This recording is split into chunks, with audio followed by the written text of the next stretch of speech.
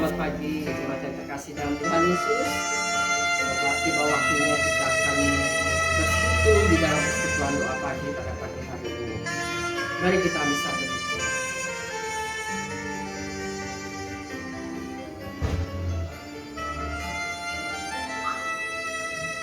Amin. Jemaat yang terkasih, kita nyanyikan pujian yang mengatakan pegangan tanganku Roh Kudus setiap hari. Kita nyanyikan pujian ini 2 kali.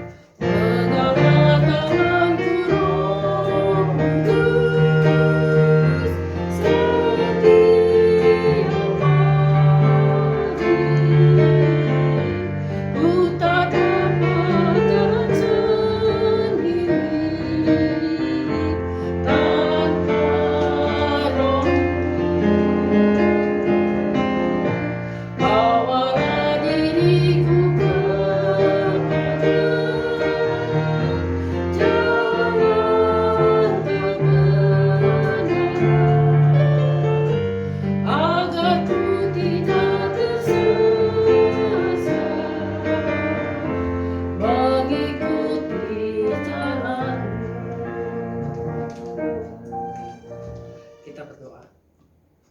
Bapa di surga, kami ucap syukur dan terima kasih ya Tuhan. Pada pagi hari ini kami mengadakan kembali persekutuan doa pagi. Tolong ya Tuhan, pimpin dari awal ke tengah sampai selesai. Pakai kami semua untuk memuji Engkau.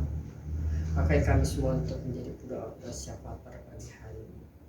Pegang tangan kami ya Tuhan untuk memuji Engkau.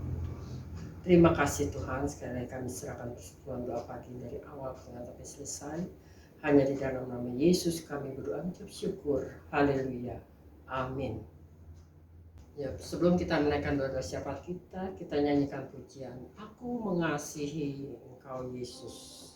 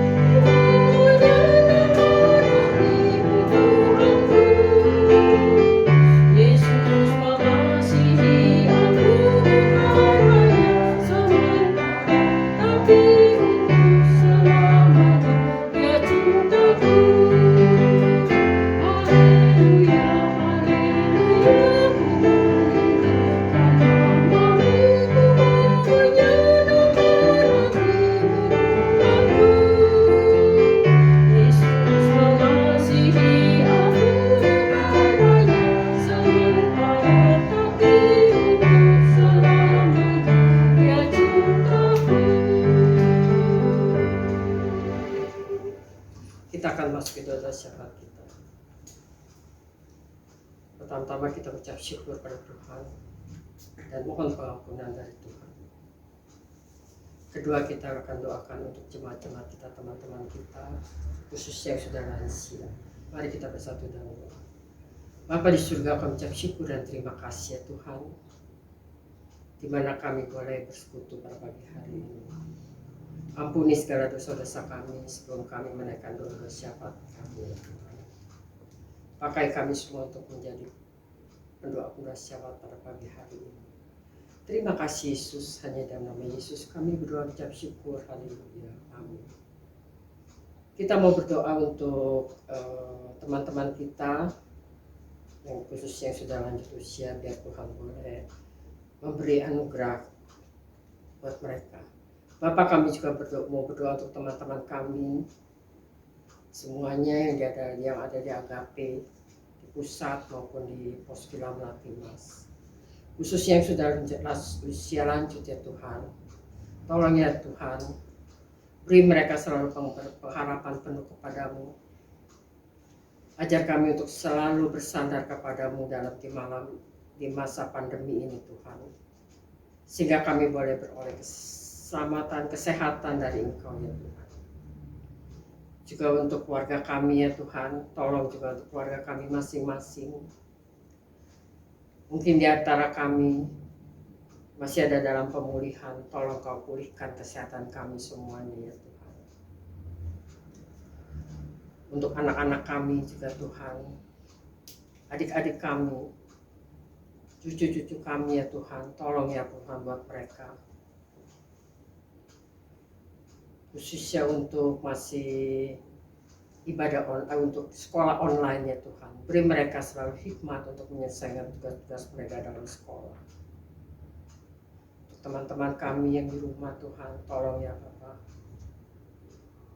Kami tahu di masa pandemi ini amat sulit untuk kami semuanya, untuk kami boleh mencari nafkah. Mungkin ada kesulitan, Kau berkati ya Bapak setiap kami semuanya Tuhan. Rumah tangga kami, kesehatan kami, Kau berkati ya Bapak.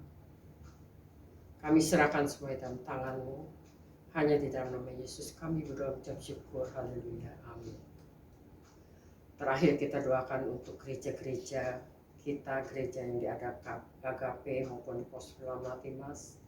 Kita doakan untuk pekerja, hamba-hamba Tuhan maupun majelis, pengurus umum, pengurus seksi, biar kita semuanya boleh bergandeng tangan untuk melakukan tugas masing-masing. Mari kita bersatu doa.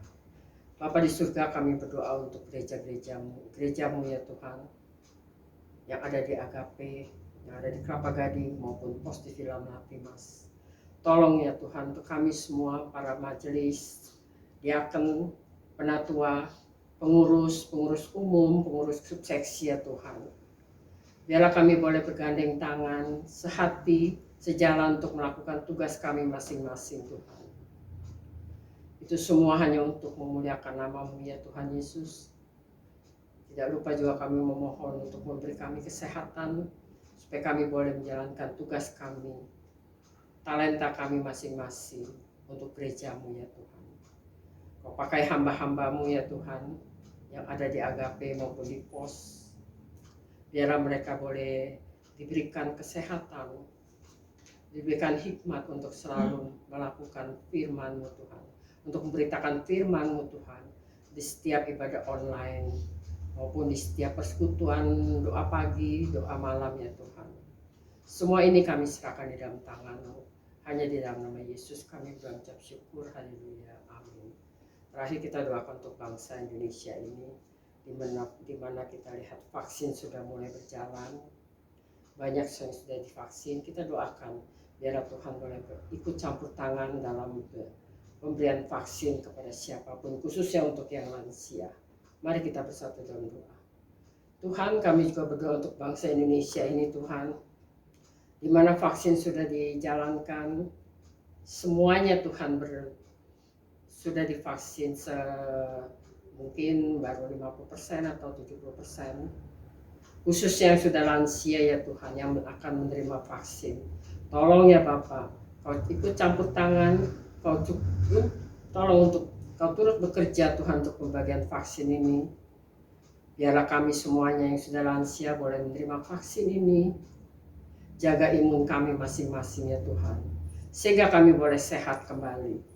Tolong untuk bangsa negara ini Tuhan, pulihkan ya Tuhan Yesus seperti semula. Kau pakai Presiden Jokowi dan Wakil Presiden untuk kerja. Untuk mereka, kau pakai memberikan mereka hikmat Tuhan untuk bagaimana caranya untuk memulihkan perekonomian bangsa Indonesia ini Tuhan. Terima kasih ya Tuhan, semua ini kami serahkan di dalam tangan-Mu. Hanya di dalam nama Yesus kami berdoa mengucap syukur. Haleluya. Amin.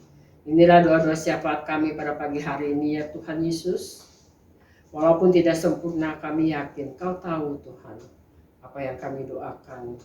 Kau tahu hati kami masing-masing, pergumulan kami. Kami menyerahkan sekali lagi dalam tangan-Mu Tuhan. Hanya di dalam nama Yesus kami berdoa mengucap syukur. Haleluya. Amin. Jemaat yang terkasih, sebentar kita akan mendengarkan firman Tuhan yang disampaikan oleh hambanya. Kita menyanyikan satu lagu yang mengatakan, Bapa lembutkanlah hatiku.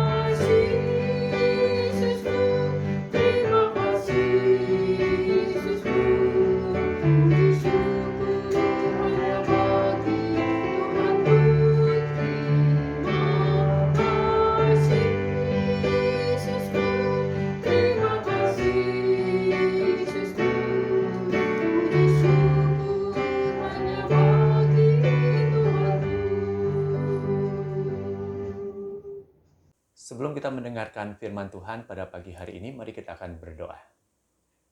Bapa, kami bersyukur buat kesempatan yang Tuhan berikan bagi setiap kami sebagai umat-Mu pagi ini. Kami mendapat anugerah, kesempatan untuk bisa mendengar kembali pemberitaan firman Tuhan. Engkau berbicaralah kepada kami, karena kami telah siap untuk mendengarkannya. Di dalam nama-Mu Tuhan Yesus kami berdoa dan bersyukur. Amin. Kita akan membuka bersama-sama Alkitab kita dari Injil Yohanes pasal yang ke-8, ayat yang kedua sampai ayat yang ke-11. Saya akan membacakan untuk kita mendengarkannya bersama-sama. Pagi-pagi benar, ia berada lagi di bait Allah, dan seluruh rakyat datang kepadanya. Ia duduk dan mengajar mereka. Maka ahli-ahli Taurat dan orang-orang Farisi membawa kepadanya seorang perempuan yang kedapatan berbuat zina.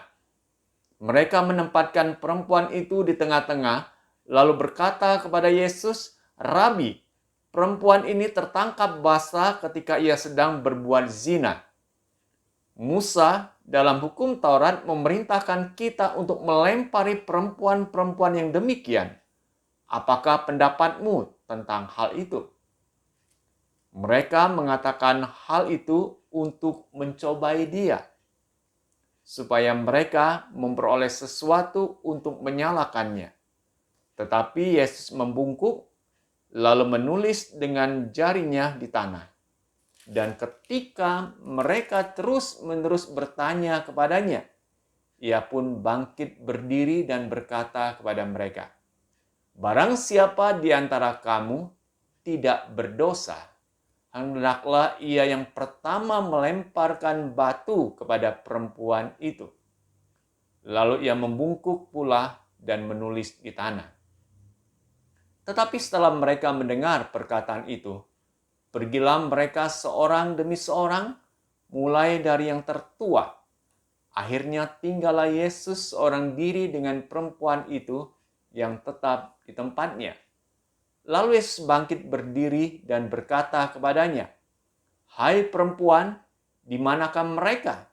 Tidak adakah seorang yang menghukum engkau?" Jawabnya, "Tidak ada, Tuhan." Lalu kata Yesus, "Aku pun tidak menghukum engkau. Pergilah dan jangan berbuat dosa lagi mulai dari sekarang."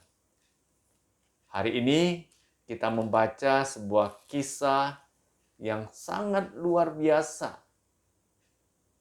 Bagaimana Kristus Tuhan memberikan sebuah contoh keteladanan ketika kita menjumpai seseorang yang melakukan kesalahan. Kalau kita membaca di dalam Alkitab,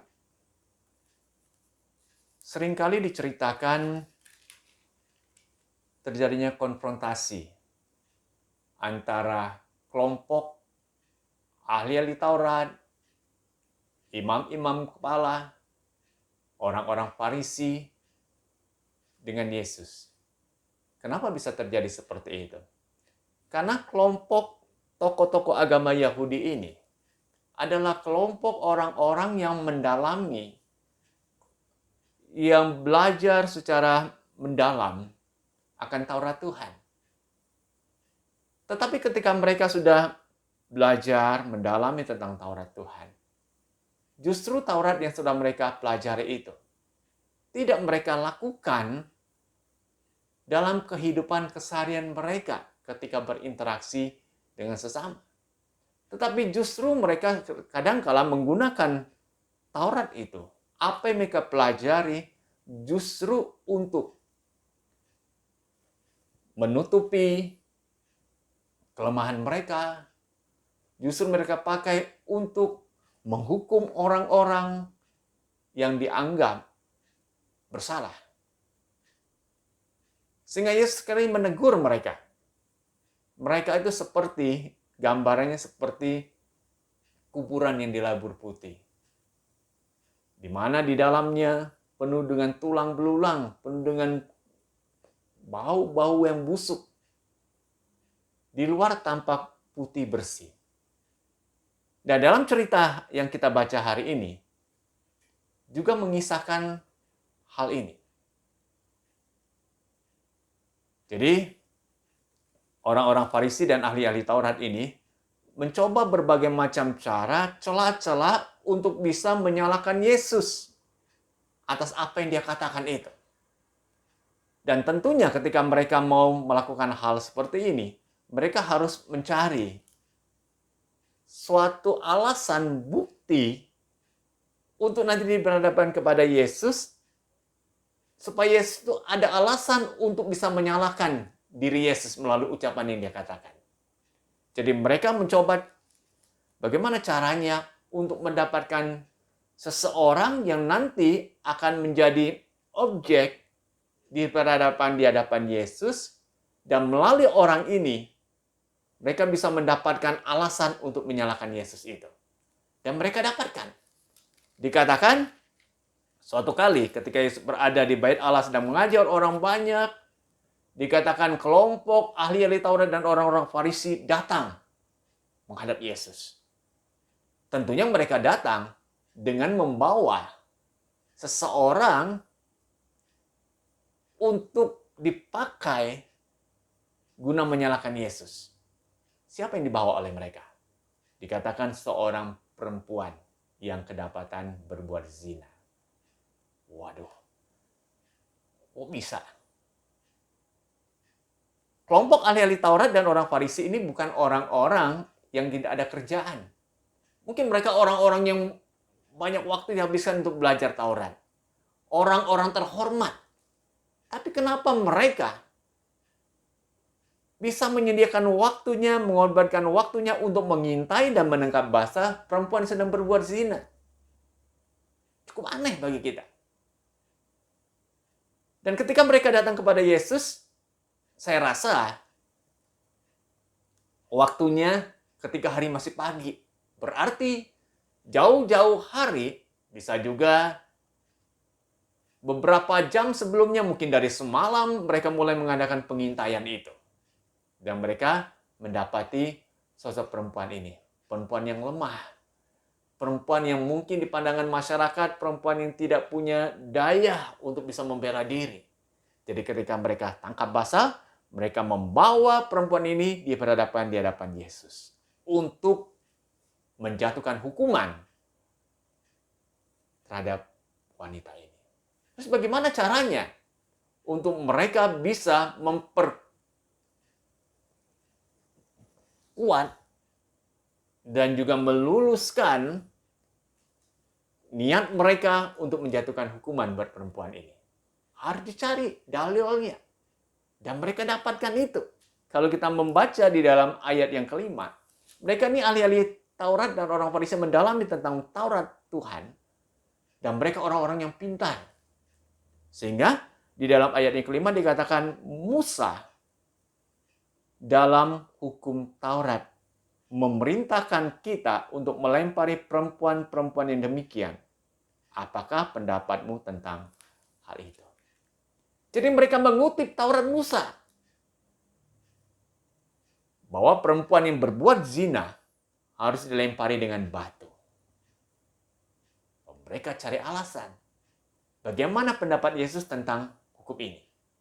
Dengan tujuan apa? Dengan tujuan untuk mempersalahkan Yesus. Kalau Yesus katakan, silakan lempari batu. Wah, berarti mereka ada alasan Yesus salah. Karena apa yang Yesus ajarkan itu tidak sesuai dengan apa yang akan dilakukan. Tetapi Yesus tidak mau terjebak oleh tipu muslihat kelompok ini. Sehingga ketika mereka mengutip apa yang dikatakan di dalam Taurat, Yesus tidak memberikan respon dikatakan.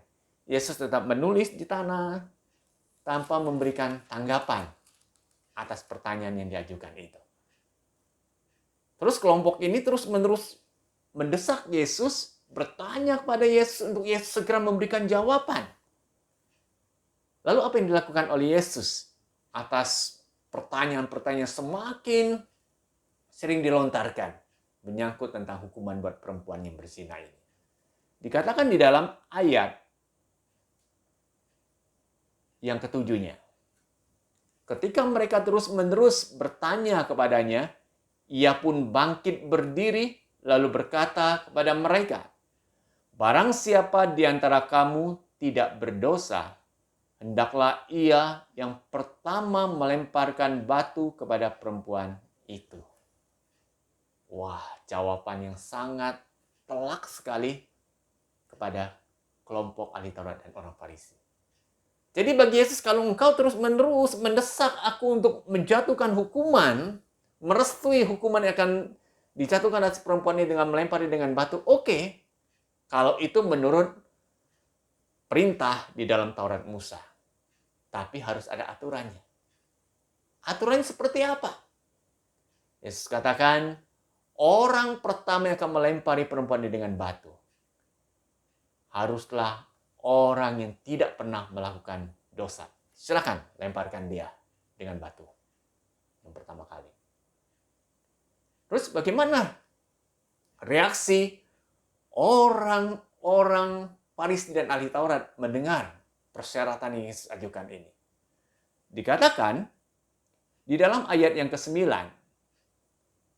tetapi setelah mereka mendengar perkataan itu, pergilah mereka seorang demi seorang mulai dari yang tertua. Akhirnya tinggallah Yesus seorang diri dengan perempuan itu yang tetap di tempatnya.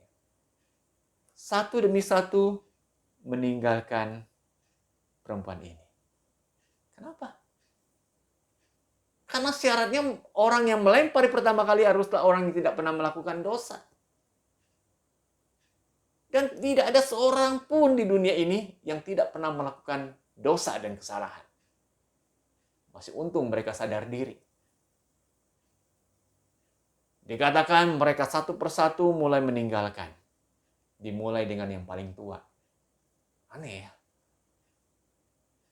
Mungkin kita katakan yang paling tua, yang paling banyak berbuat dosa, melakukan kesalahan. Karena mereka hidup lebih lama di dunia ini. Sehingga satu demi satu meninggalkan perempuan ini, dan yang tinggal hanya Yesus seorang diri bersama dengan perempuan ini. Lalu saya bertanya kepada perempuan ini, di manakah orang-orang itu? Tidak adakah seorang dari mereka yang melempari engkau dengan batu? Perempuan itu jawab, tidak ada Tuhan. Yang tinggal hanya Yesus seorang diri yang memberikan persyaratan itu. Orang yang tidak pernah melakukan dosa dan kesalahan, dia yang pertama kali melempari batu. Berarti hanya Yesuslah yang sebetulnya berhak menjatuhkan hukuman itu. Pertanyaan bagi kita, apakah Yesus mengambil batu lalu melempari perempuan ini? Firman Tuhan mencatat di dalam ayat yang ke-11. Jawabnya, tidak ada Tuhan. Lalu kata Yesus, aku pun tidak menghukum engkau. Pergilah dan jangan berbuat dosa lagi mulai dari sekarang. Yesus pribadi yang berhak menjatuhkan hukuman itu, melempari dengan batu. Karena dia pribadi yang tidak pernah berbuat dosa. Pribadi yang tidak ada dosa sekecil apapun dalam diri Yesus. Tetapi apa yang Yesus lakukan? Yesus pun tidak menghukum perempuan ini. Yang Yesus katakan, pergilah dan jangan berbuat dosa lagi mulai dari sekarang. Luar biasa apa yang dilakukan oleh Yesus. Dan ini harusnya menjadi contoh teladan bagi kita sebagai orang-orang percaya kepada Yesus. Kita harus sadar diri bahwa siapapun kita, orang-orang yang telah ditebus dalam Yesus, orang-orang yang tidak lepas dalam perjalanan hidup kita melakukan pelanggaran, melakukan dosa dan kesalahan itu. Jadi ketika kita mendapati seseorang yang melakukan kesalahan, bukan hak kita untuk menghukum orang itu. Bukan hak kita untuk menghakimi dia. Karena jangan-jangan ketika kita bertindak sebagai hakim atas sesama kita, dosa kita justru lebih banyak daripada dosa orang ini. Kesalahan kita justru lebih banyak daripada kesalahan dia. Jadi biarlah melalui firman Tuhan yang kita baca hari ini, mari kita belajar untuk mengkoreksi diri kita. Kita mau belajar dari pribadi Yesus. Kita dipanggil di tengah-tengah dunia ini dalam interaksi kita dengan sesama. Bukan untuk saling menghakimi, tapi justru untuk saling menasehati, untuk saling mengasihi satu dengan yang lain. Itulah yang harusnya menjadi tugas kita. Jadi biarlah firman Tuhan ini boleh memberkati setiap kita. Amin. Kita akan berdoa. Terima kasih Tuhan buat firman-Mu yang kami telah dengarkan pemberitaannya pagi ini. Biarlah kami boleh belajar meneladani Kristus, pribadi yang tanpa dosa, yang tidak pernah berbuat dosa sekecil apapun, tetapi Yesus mengampuni perempuan yang diperhadapkan di hadapannya yang telah kedapatan berbuat zina. Yesus mengampuni dia, dan Yesus menyuruh dia pergi dan jangan berbuat dosa lagi mulai sekarang.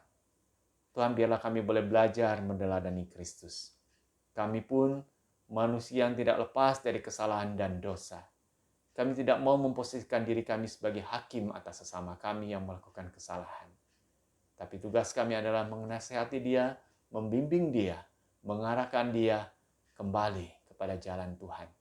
Terima kasih Tuhan buat firman-Mu hari ini, dan sertai untuk perjalanan hidup kami selanjutnya akan kami jalani bersama-sama. Di dalam nama-Mu Tuhan Yesus kami berdoa. Amin. Selesai sudah ibadah persekutuan pagi pada hari ini. Kita akan mengakhiri ibadah ini dengan pujian Immanuel, Tuhan beserta kita.